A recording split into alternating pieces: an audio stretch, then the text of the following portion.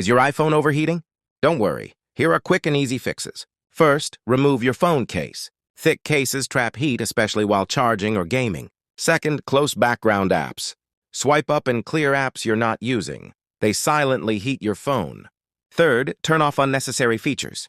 Go to settings and disable Bluetooth AirDrop and location services when not needed. Fourth, lower screen brightness or turn on low power mode from settings.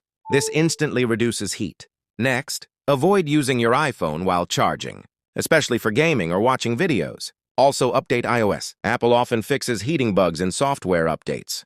Finally, keep your phone out of direct sunlight and never place it on hot surfaces. If your iPhone still overheats after this, it may be a battery or hardware issue. Visit an authorized service center. Follow for more iPhone tips.